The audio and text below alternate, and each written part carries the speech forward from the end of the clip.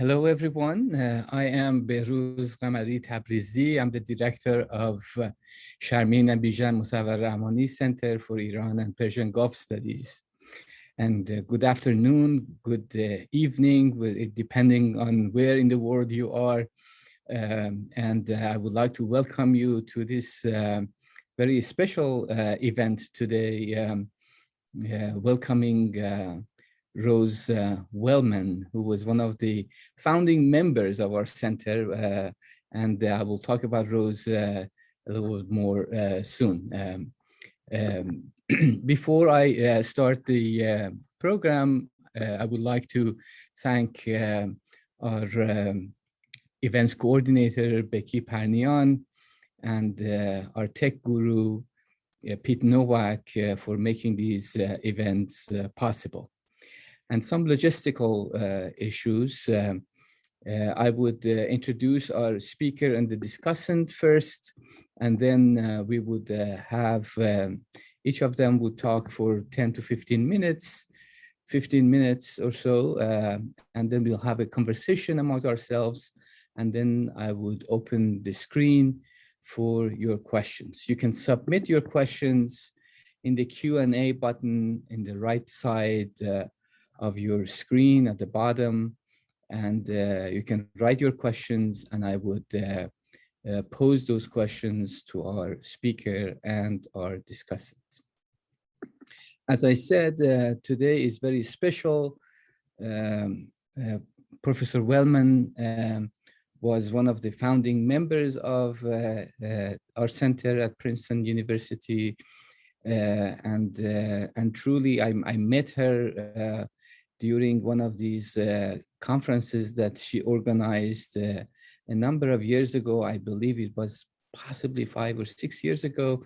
And the center is really indebted to all the efforts that she put into making this place the vibrant intellectual space that it has become today. Rose Wellman is an assistant professor of anthropology now at the University of Michigan, Dearborn, who specializes in Iran, Middle East, and its diaspora.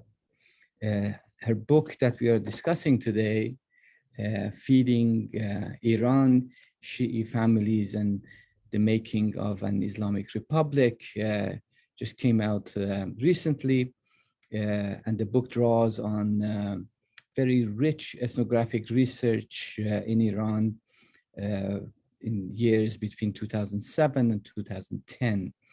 And it explores everyday life of family life, piety, and links to state power, about which she would make some remarks very soon.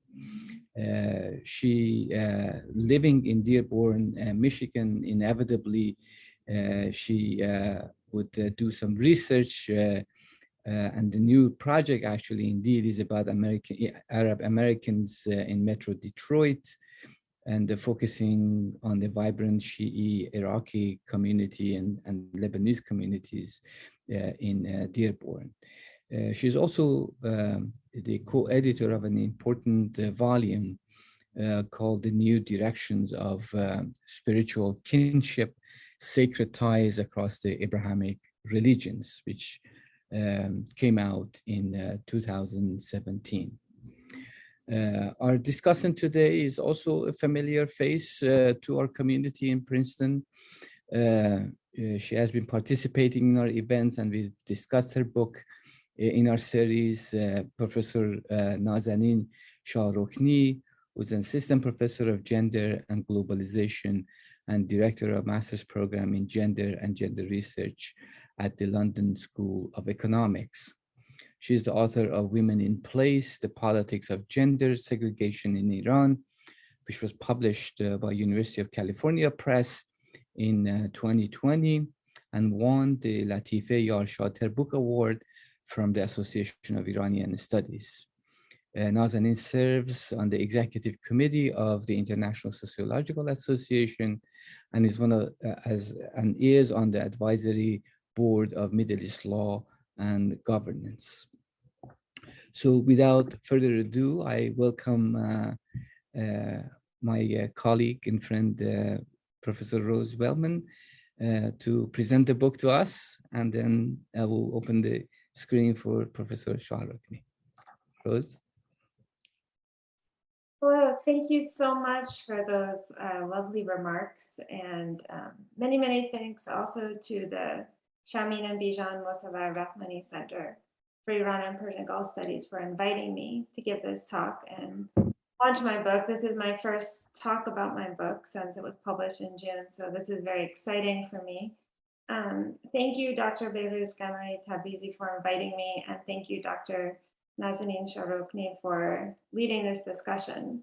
I also want to thank Becky Parnian for helping us organize this event because she keeps everything aligned, so that's been really helpful. It's so great to be back. As you mentioned, I was a postdoc back when the center first opened, so it's especially lovely to be here. So my book, Feeding Iran, Shia Families and the Making of the Islamic Republic, was published by the University of California Press recently. I'm an anthropologist, and so the book draws from a 1.5 years of ethnographic research in Iran, which occurred between 2007 and 2010.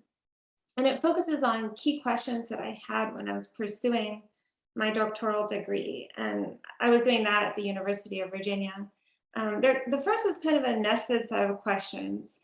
And it was, how can we think about kinship beyond a genealogical frame in and across the Middle East, and especially in Iran? So what else makes kinship? Because the genealogical frame is a Euro-American construct. So what else makes kinship? And second, how does everyday piety and forms of intimacy in the home link to state power? And so this part of the question runs counter to many theories of modernity that assume that kinship does not in any way affect politics or connect to politics, and also to that theory that religion is fading as time goes on, which we've seen is obviously not the case. But my other question for this book is more about Iran, and it's about what were the experiences and aspirations of everyday, ordinary Shia Iranians who live in the provinces in post-revolutionary Iran, and who describe themselves as state supporters.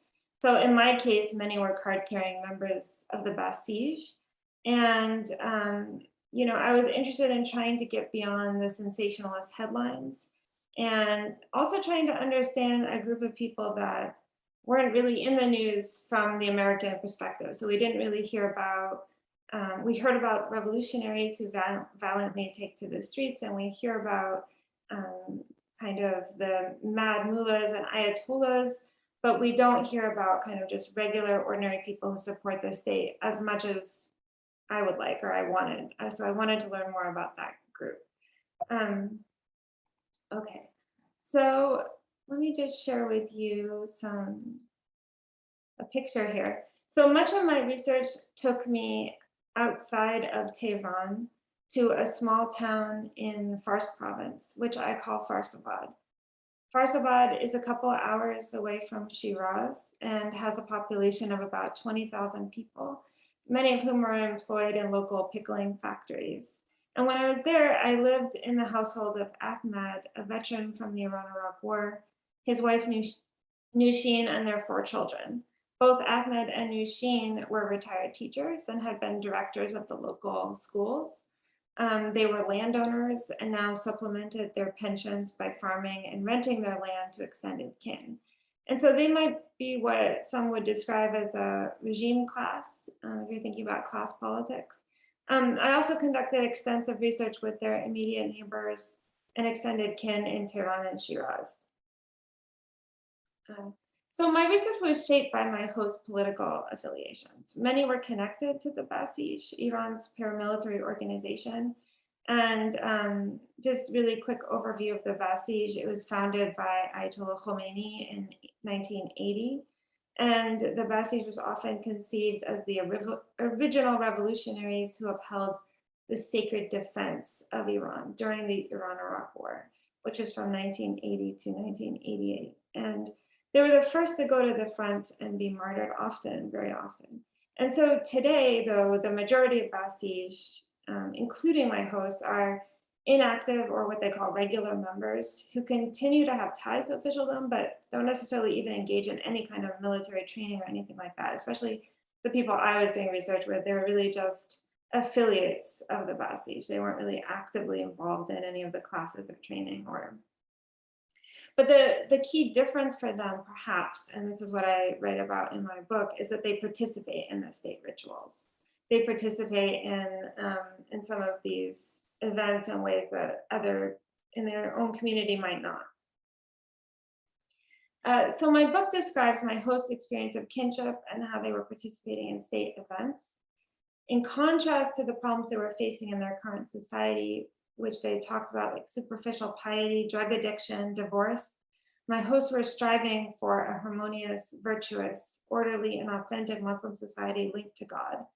And they did this, in my research I saw over and over again that they did this by striving to pray for and protect their family members through acts of kinship and care. And a lot of this had to do with food, feeding their children the right food, the right blessed food, having rituals at home that would cleanse the house of fighting or any kinds of problems they were facing.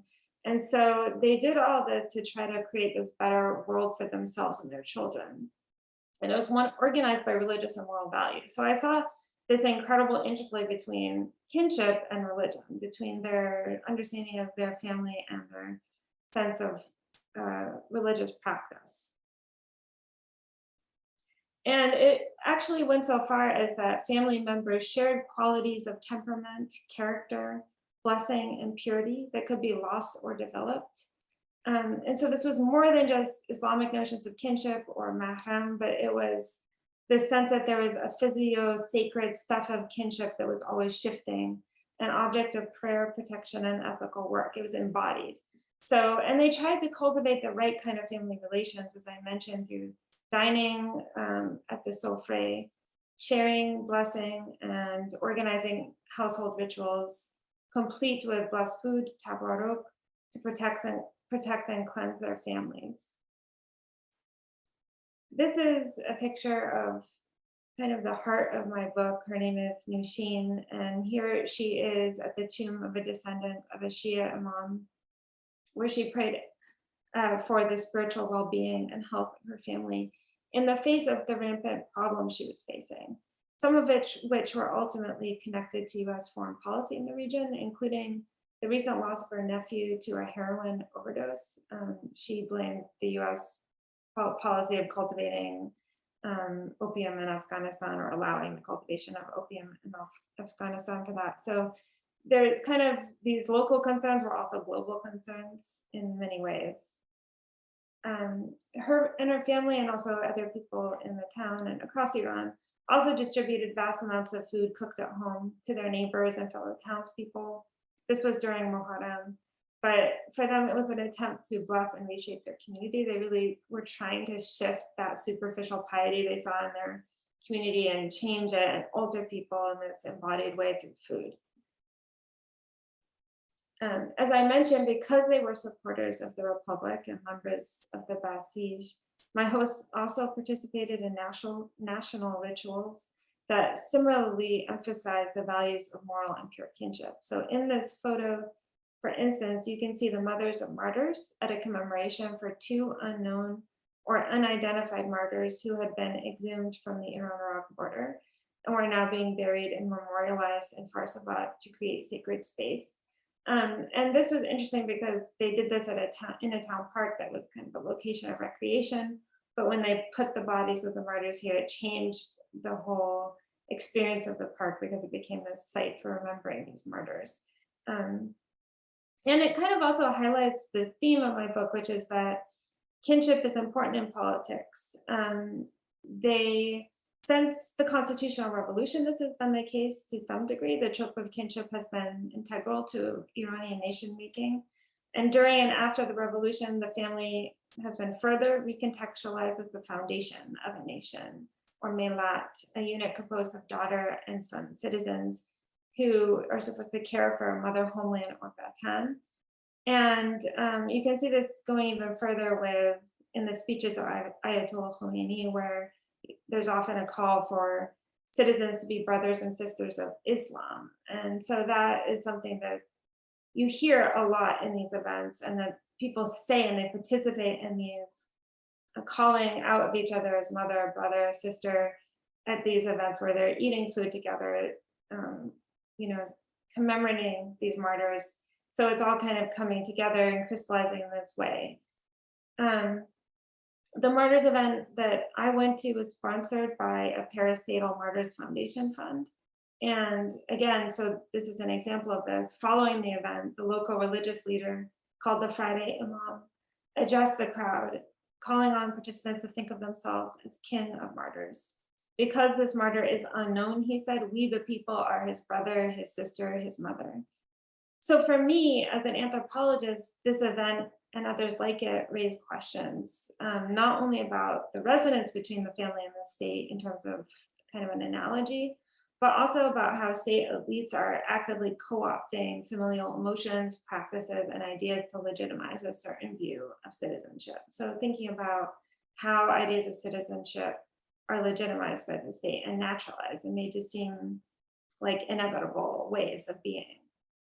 And so this brings me back to the key questions I began with when I set out to do this, to write this book. And this is what I've kind of come up with, is that, you know, the question of how family piety links to state power. And there's this anthropologist named Anne McClintock, and she has written that the family, quote, offers a natural figure for sanctioning social hierarchy with a putative organic unity of interests, end quote.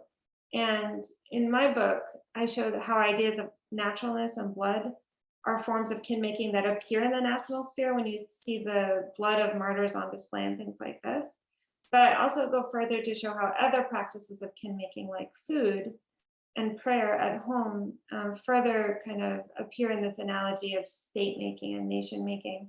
And this is because food in general, after all, helps people conceptualize and differentiate themselves in relation to other people. And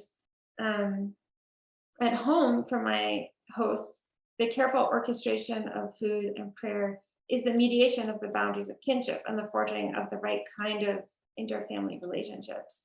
But the same thing occurs in these public contexts, where food can be a means of creating kindred citizens who embody familial piety and purity through the sharing of blessed foods by the state, in some cases, like literally by the state or by state-sponsored organizations. So this, again, leads to questions of how people's home and family life can be deployed by those in state power to naturalize or legitimize a certain system. And I think this happens not just in Iran, but in other places as well. So it's just interesting to think about. I'm just going to end my presentation there, but thank you so much again. Thank you, Rose.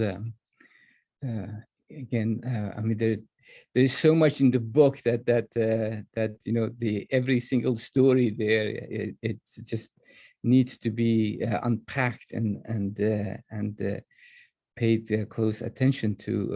Of course, this short presentation does not do justice to the entire book, but hopefully we can sort of bring in some of those stories and other assertions you make in the book into the conversation after Professor Shahrokni offers her reading of the book, and then we'll have a conversation after that. Yeah, thank you very much. Thank you, Dr. Wellman, for writing the book, and also for your presentation. Thank you, Dr. Qamari Tabrizi, for including me in this conversation, and thank you, as always, to Ms. Becky Parmian for all the coordination and all the follow-ups chasing after us.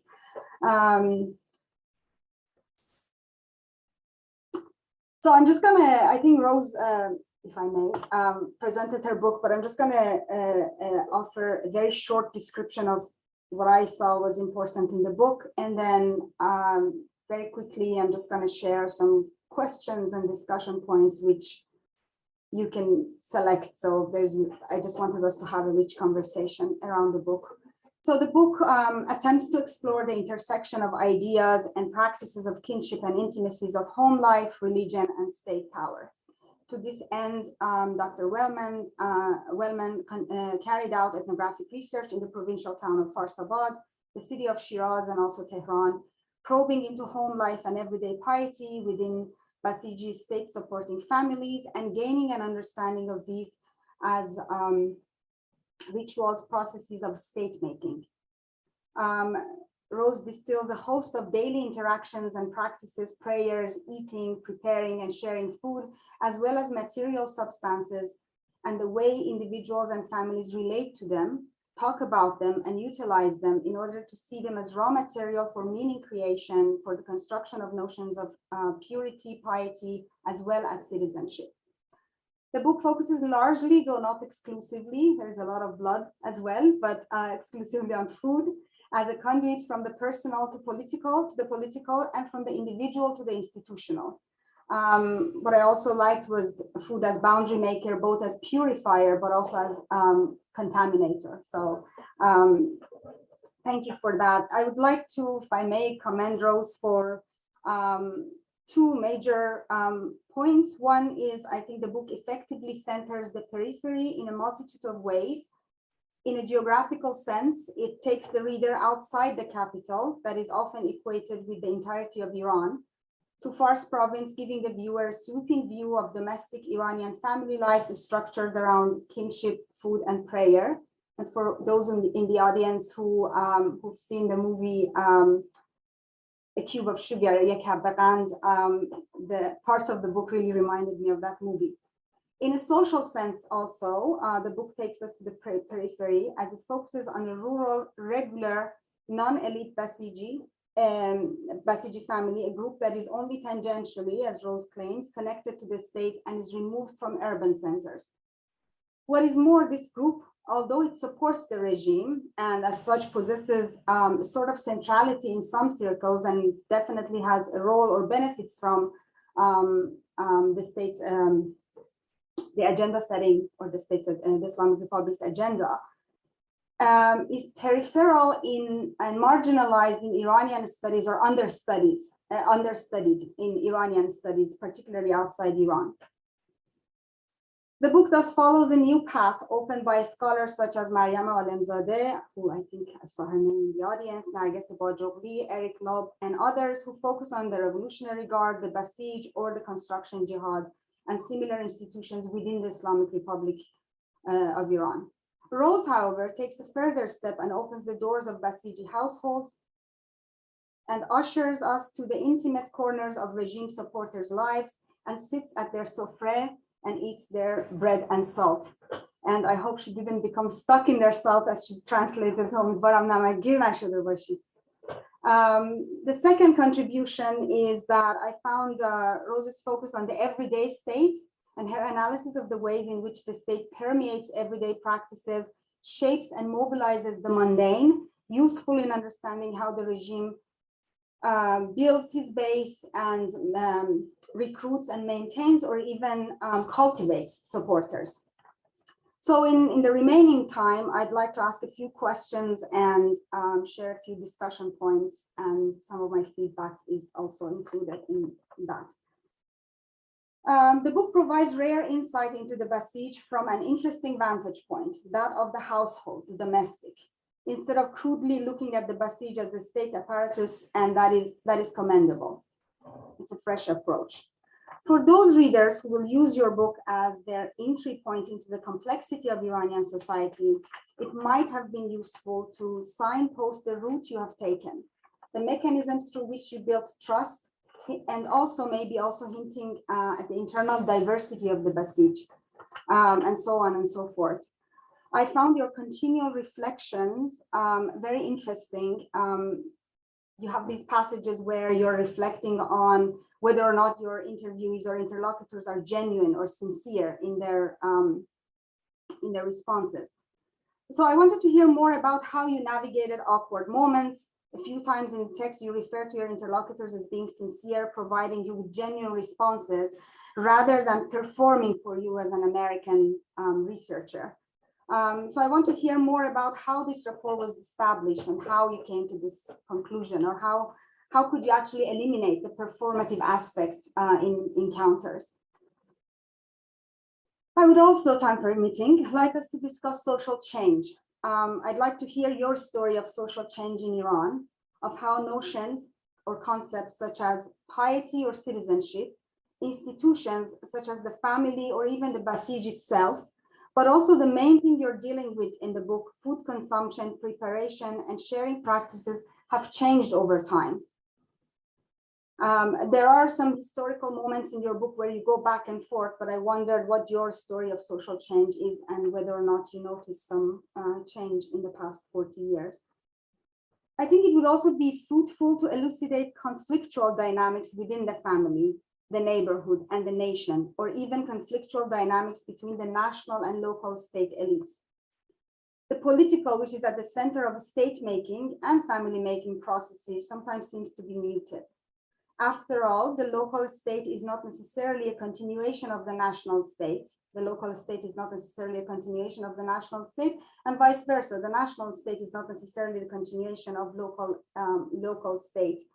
And so I wanted to hear more about these kind of how local state elites in Farsabad situated themselves vis-a-vis the national state.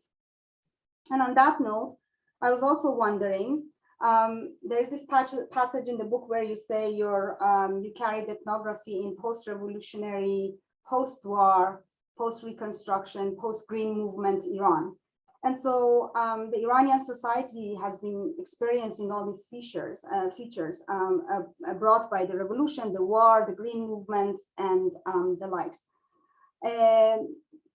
Since I'm all interested in politics, I guess I want to hear more about that. Where are these multiple ruptures and transitions in your story? And I guess this relates also to my social change story. How do these events leave their imprints on these practices, or how have they changed these practices or this continuum between the local and the national? Particularly because your research took place at a very interesting time. You started before the Green Movement and you ended after the Green Movement. And finally, I have one key question which relates to the core argument of your book.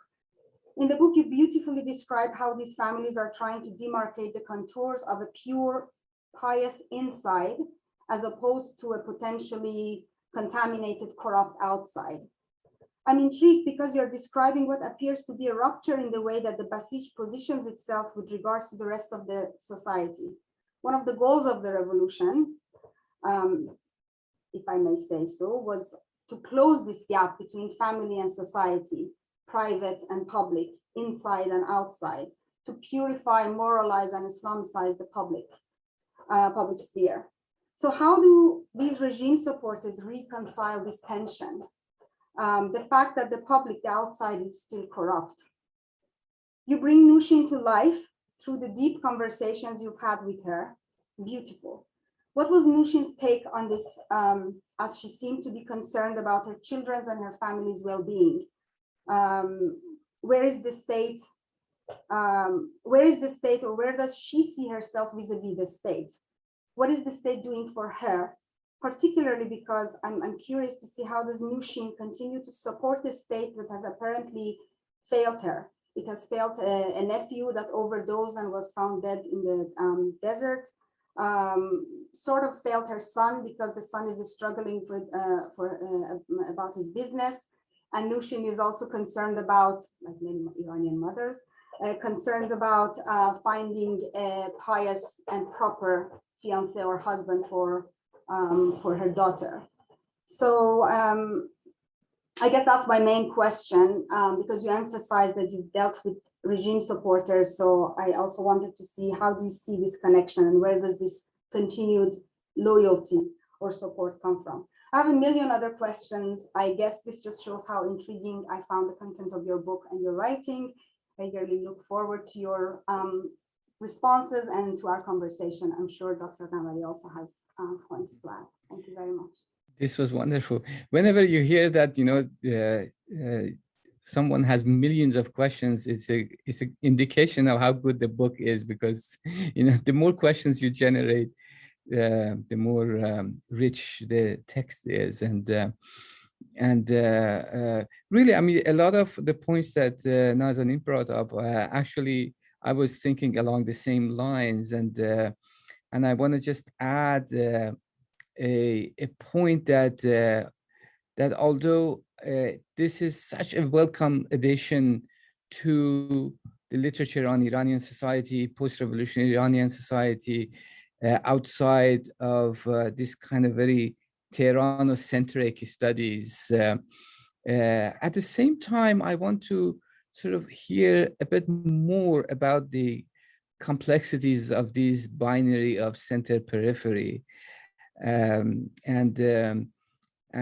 of the studies that I read a while ago about the election of President Khatami was that, interestingly, against all the sort of expectations, Khatami had really a landslide victory in the periphery over, Nater Nouri, who was the conservative candidate, so there was such a overwhelming support for the reform movement in the periphery, and that's sort of problematizes this kind of sort of binary understanding of Tehran as sort of affirmation of, we like people who look like us and reformists and this and that, which I really appreciated when you were explaining in the book. And I think that point is well taken. But at the same time, the periphery also needs to be a little bit more unpacked, and in the case that you present in the book, and of course you see these kind of divergent kind of modes of life and modes of relationship between the state and family. But at the same time, I want to see a little bit more and hear more from you along the same lines that Nazanin was raising, that sort of problematizes that kind of inside-outside, private-public, which was, again, I totally agree with Nazanin on that was the premise of the revolution, that we are sort of taking away this kind of sacred, protected, pure, private sphere from the corrupt and tainted public sphere. And then the people can, and to a certain degree, that actually worked pretty well after the revolution in Iran. And that's why we see this kind of unprecedented mobilization of different kinds of families and mobility in society that was increased so significantly after the revolution. Possibly one of the motivating factors in that kind of increased mobility was exactly this kind of collapse of that distinction. But here we see sort of somehow a reinforcement of that in the story that you tell in the book. Again, there are so many questions, and I see others are also posting questions, but I want to hear more your take on primarily Nazanin's really important questions, and then we can open to conversation with our audience. Okay, well, thank you so much for your questions. They've given me a lot to think about, and I think many of them are very apt. And a book is always a work in progress, even when you've published it. And I almost wish that I could have talked to you before I finished my book, because I probably would have developed it in some different ways. But thinking about you started with this idea of centers and periphery, and I agree with that. When I was in graduate school and I went out to do this research, one of my faculty advisors said, why don't you not go to Tehran, and why don't you try to get somewhere else? And honestly, doing that was incredibly difficult. I hit a lot of, because I was in the Fars province and not in Tehran, I had a lot more barriers on my movement and on my ability as a researcher vis-a-vis the state, in terms of my ability to actually get my research done. And I describe in the book how I had to have an escort wherever I went. So a lot of my research, although it kind of, and I recognize this, a lot of it's very intimate, because I really am I become, in a way, a very close member of this family. You know, we're fighting together, we're crying together, our lives are really enmeshed. Now when I call, it's just, you know, hello, everything's fine. But when I was there, you know, I was really enmeshed in, you know, we had serious conversations about really what people felt and thought. And I wasn't always at liberty to disclose that. And I didn't do that in the book because there's always this layer of needing to protect your interlocutors. But in any case, I would just say that I recognize that there's this sense of periphery and that there's a sense of difference, but at the same time, this is something that my interlocutors themselves talked about, you know, being in the provinces and feeling different from their city counterparts. But it's also more variegated than, you know, it's not like everyone in the provinces is a member of this regime class and supports the state in Iran at all. Of course not. And even within the family, there are siblings and children and aunts and uncles who very much disagree with the vision of the state that my host, mainly Nushin, and her husband upheld. And I think that I don't know how you asked how Nushin reconciled this tension of her actual life being fraught with difficulties and a nephew dying in the desert and things like that, with her support for you know, the current supreme leader and things like that. I think she placed the blame often on the West for those things. In the same way that that kind of rhetoric tends to go, she often would say it's the result of US meddling in Iraq or in Afghanistan that has caused these problems. And wherever in the state of fighting these issues, and she also said, you know, the state elites are on the right track. It's the people that have gone astray. And so that was kind of her version of the story. But it's not the only version of that story. And so I think, you know, what we get from my book is a very intimate ethnography of this family and their extended kin. But, you know, it's not an ethnography where I interviewed, you know, thousands of families across Fars province or something like that. And I hope that is clear, but so it has some benefits from that intimacy, but also some drawbacks.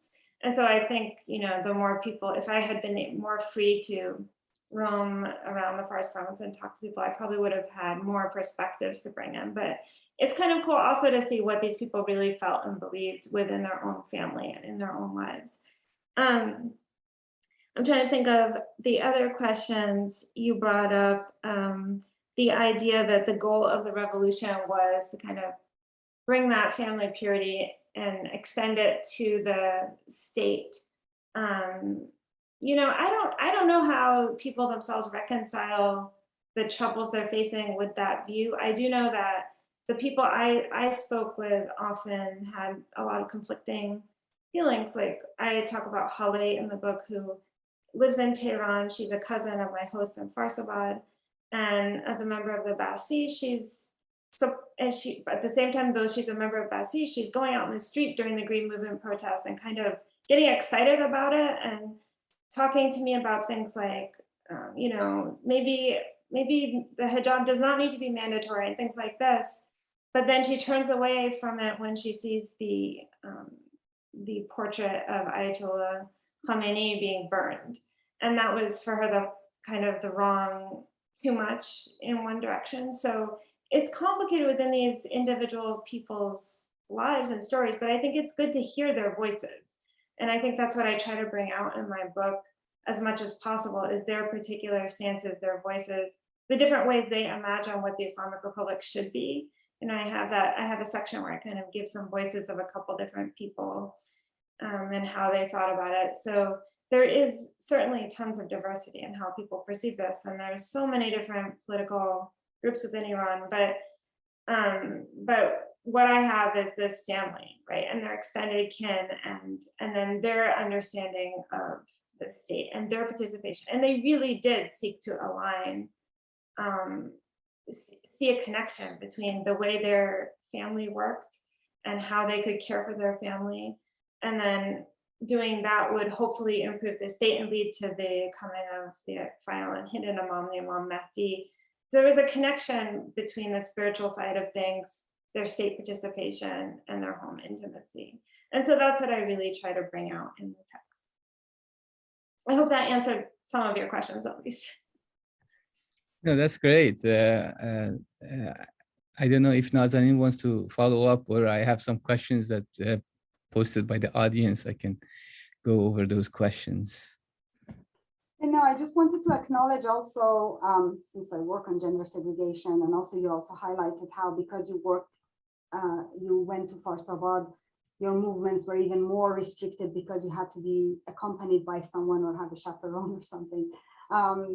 A lot of these discussions, because I was also curious to hear about when I talked about conflictual processes, because at least in Tehran, I know there's always, even at the level of neighborhoods, there's a lot of competition and conflicts among different charities, techies, Hosseinies, about who throws the best food fest. Yeah. And so when I said conflictual processes, I just wondered if you noticed any of that, because I felt some of these elements were absent from the discussions, that the food was about protection and purity, but maybe it was also about, sometimes it is actually about you throw a big fest because you want to make people namagir, you want to get people stuck in your thought or something. So I wondered if that was the case, but also a lot of the politics that I'm discussing, going back to gender segregation, I hear you, because a lot of these discussions or tensions or conflicts happen in the men's section usually when they're discussing local politics or even national politics, and the women probably, you know, are more engaged in political discussions, but in the every day to day. What am I going to do with my daughter? What am I going to do about my nephew? So I just wanted to acknowledge that I know that these tests and these rituals are gender segregated as well. So. No, that's true. We have a question about displacement, because we already touched upon that in post-revolutionary Iran, really the mobility in society increased very significantly, and we see both domestic and foreign displacements that happened in Iran, particularly in the last 20-25 years. How these displacements, you think, would affect these bonds that in the kinship that you witness in your ethnography? How is it transforming those kind of kinship concepts? Some of it, of course, is already there because you see, movement to Tehran and all that. But how do you make sense of it in a sort of a broader perspective? Yeah, so that's a wonderful question. You know, one of the bedrock of this kind of provincial town where I did my research, Farsabad, was visiting family members and kind of navigating networks of kinship through who you visit, how long you visit, what kind of affect you have when you visit people in terms of the level of of relaxation you can have when you visit and you share food and you kind of choose which kin to visit and which kin not to visit. And that for me became part of understanding how kinship was more than just blood ties, right? And how these networks of trust and intimacy were developed through sharing food and not having, food that was contaminated, right? Through tea that had been prayed over, or some of these other, I guess you might call them folk beliefs, but they're very prevalent in these areas. And so thinking about that in the broader scale, in terms of displacement, I know that from the provinces to Tehran, this kind of urban mobilization, urban displacement, these families are visiting each other yearly, twice a year, especially during the Nowruz season, and doing the visiting. It's very circumscribed. It's different from where you live together and you're seeing each other regularly for Shab Nishin and these kinds of, and when you think about international displacement, most of the people I did my field work with didn't have kin abroad. They were not part of a group of people that had like lots of family members living abroad, but I'm sure it factors in. You know, there's this fabulous ethnography by Lynn Harbottle about British Iranians who, and the way they cook food is part of their identity. So I highly recommend looking at that text to understand some more about how displaced Iranians, at least living in the UK, shape their lives through the creation of food and food through identity and things like that as a way of connecting to the homeland abroad. That's great. And really related to the same point, in the book, you really lay out so beautifully this kind of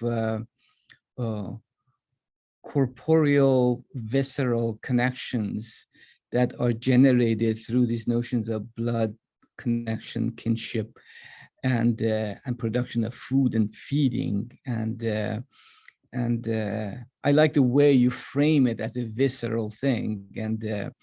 But the question that one of our audience members is posing is that how does that corporeal frame is transformed into a connection to the state, and what happens in the process that we go from that way of connecting in the domestic sphere, in family kinship relations, to a feeling of kinship outside this kind of cliche thing of like Shia brotherhood and all those things.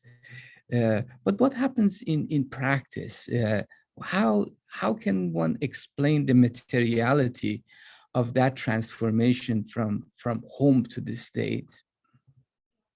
So for me, this is one of the key arguments in my book that I think is important, is that it's more than just an analogy between kinship and state, or between brother and sisters and brother and sister citizens. It's actually corporeal and it's embodied, and it is embodied through a couple of ways. One is the kind of blood that we imagine, or that especially my interlocutors imagine as being so crucial to kinship, appears again when you have these commemorations for martyrs.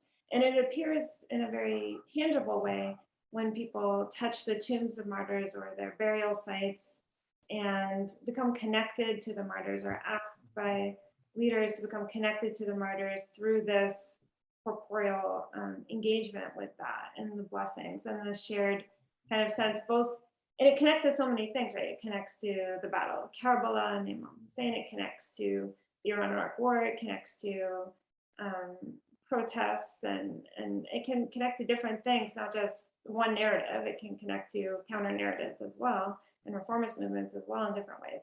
But it's corporeal, it's very physical, and it's transformative.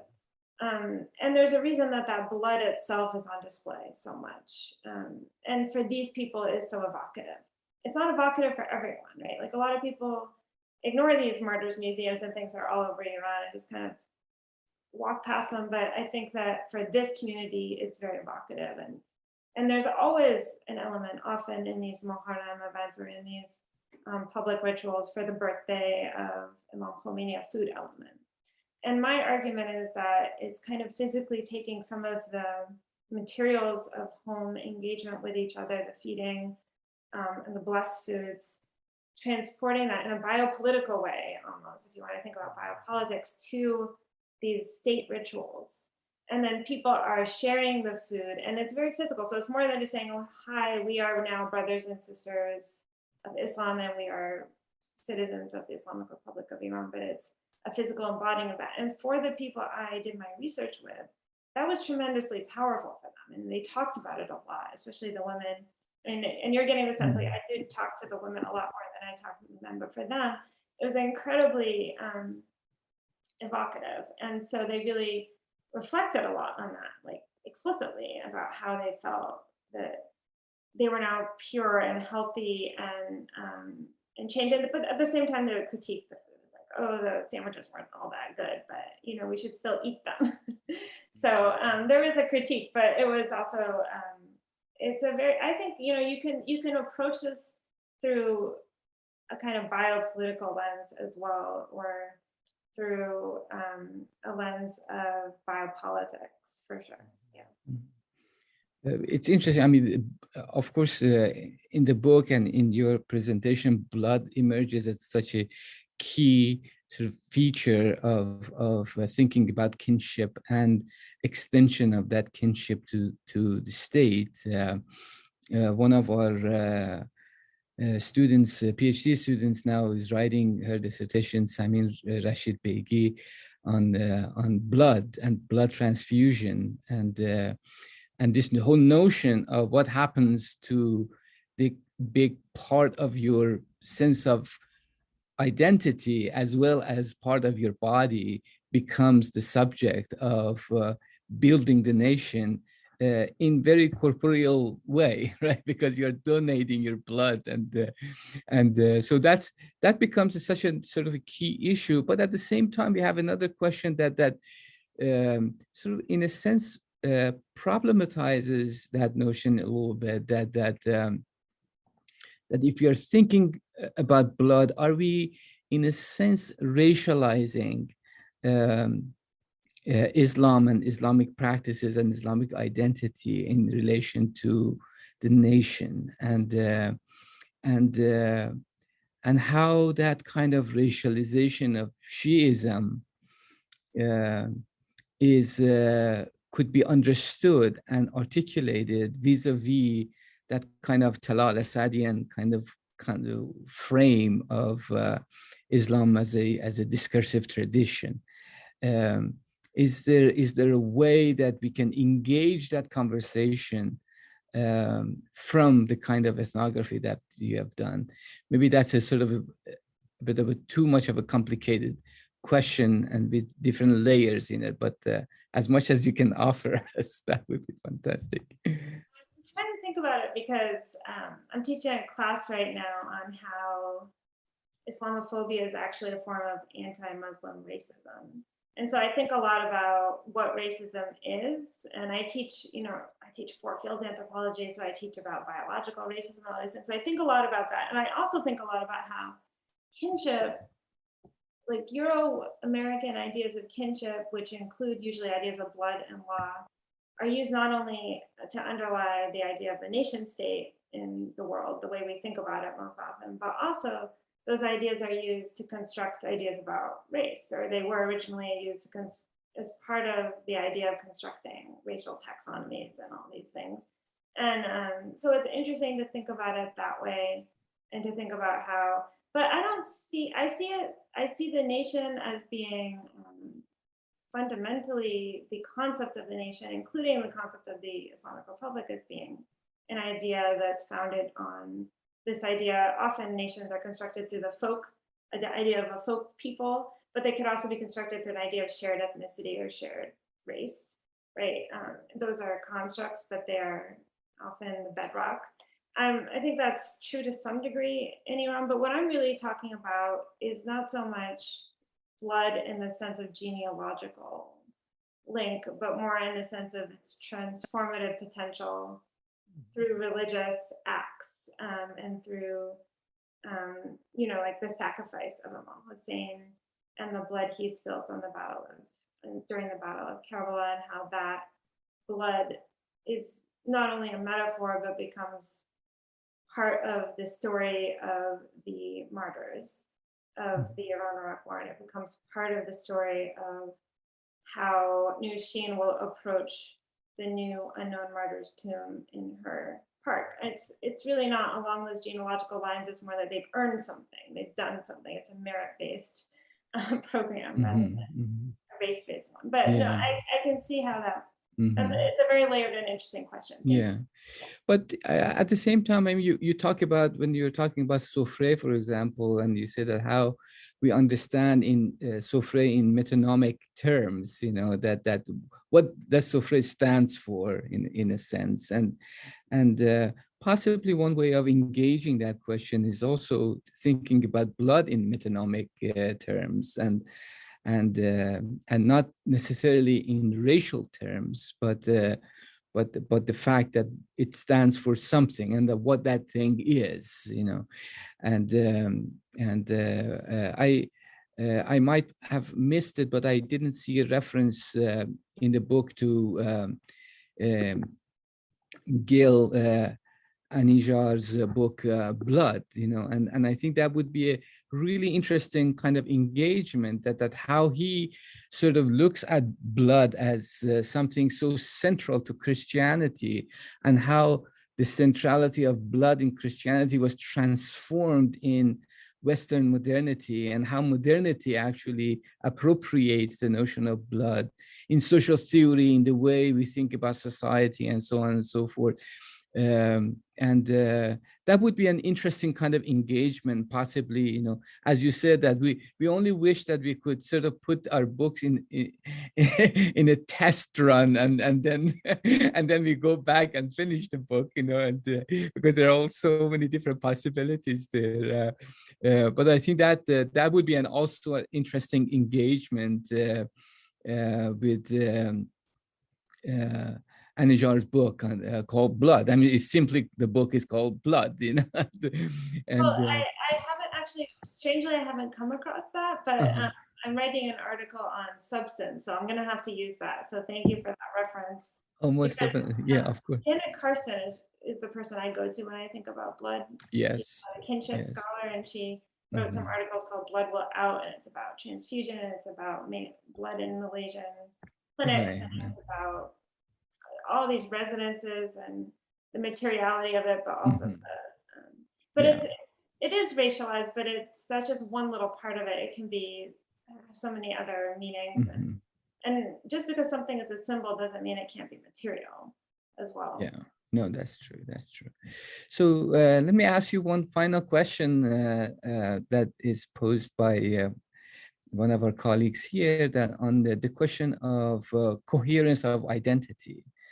And how does this kind of notion of shared history contributes to the construction of this coherence in identity outside that corporeality that you emphasize in the book? Coherence of identity in the sense of, I'm guessing, in the sense of shared history and memory. Yeah. I think it's always important to think about the history and the sense of memory, and the way that the actions we take physically, the repetitive movements of a ritual and things like that become ingrained in our bodies. And I'm thinking here of Paul Connerton's How Societies Remember. And that book is very formative for me in thinking about how the movements around, you know, I guess we didn't want to talk about corporal things, but the movements around the tombs of the martyrs and things like that kind of re-inhabit those frames of past memories and kind of re-enliven them in certain ways. And yeah, no, I think it's absolutely significant. And the temporality is interesting too for my interlocutors. I've read a lot of Laura Deep's work also about this, and how you know, the Imam Hussein for my interlocutors was not necessarily a past. It is the past, but it's also the present at the same time. Right. So there's a different sense of temporality. So that's always interesting as well. Right. And there's also this whole new literature on corporeality of memory, and that's the sort of resituating memory outside the mind into the body, and how body remembers rather than how we sort of remember the past through our works of our mind. This was so wonderful, Rose and Nazanin. Thank you so much. This is a rich book, and I'm so glad it's finally seeing the light of the day. And we'll continue these conversations, and hopefully next time in person. And we owe a visit to Nazanin. Also, you know, we're looking forward for the day we can invite you to Princeton. And again, with so many thanks to both of you, and to Rose especially for producing this wonderful book. Thank you very much. Thank you. Bye-bye.